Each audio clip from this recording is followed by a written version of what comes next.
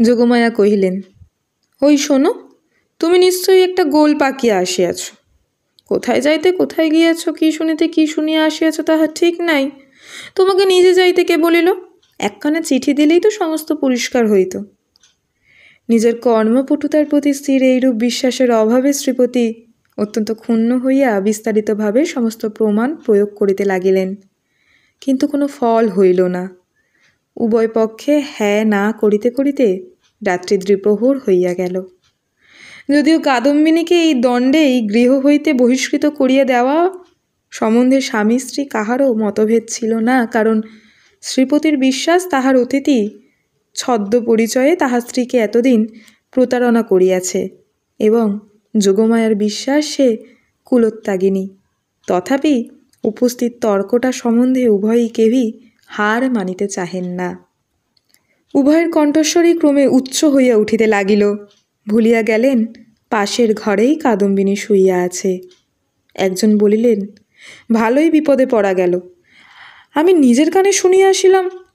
আর একজন ধীর স্বরে বলিলেন, সে কথা বলিলে মানিব কেন, আমি নিজের চোখে দেখিতেছি।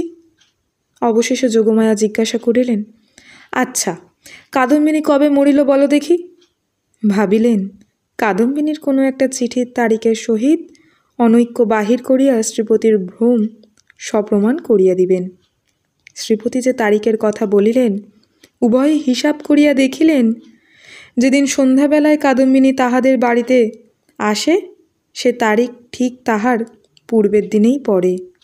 শুনিবা মাত্র যোগমায়ার বুকটা হঠাৎ কাঁপিয়া উঠিল। শ্রীপতিরও কেমন একরকম বোধ হইতে লাগিল। এমন সময় তাহাদের ঘরের দ্বার খুলিয়া গেল। একটা বাদলার বাতাস আসিয়া প্রদীপটা ফস করিয়া নিবিয়া গেল। বাহিরের অন্ধকার প্রবেশ করিয়া এক মুহূর্তে সমস্ত ঘরটা আগা গোড়া ভরিয়া গেল। কাদম্বিনী একেবারে ঘরের ভিতর আসিয়া দাঁড়াইল। তখন রাত্রি 2:30 প্রহর হইয়া গিয়াছে। বাহিরে অবিশ্রাম বৃষ্টি পড়িতেছে। কাদম্বিনী কহিল, সই, আমি তোমার সেই কাদম্বিনী, কিন্তু এখন আমি আর বাঁচিয়া নাই, আমি মরিয়া আছি। যোগমায়া ভয়ে চিৎকার করিয়া উঠিলেন। শ্রীপতির বাক্যস্ফূর্তি হইল না। কিন্তু আমি মরিয়াছি ছাড়া তোমাদের কাছে আর কি অপরাধ করিয়াছি? আমার যদি ইহলোকেও স্থান নাই, পরলোকেও স্থান নাই। ওগো, আমি তবে কোথায় যাইব? তীব্র কণ্ঠে চিৎকার করিয়া যেন এই গভীর বর্ষা নিশীথে সুপ্ত বিধতাকে জাগ্রত করিয়া জিজ্ঞাসা করিল, ওগো, আমি তবে কোথায় যাইব?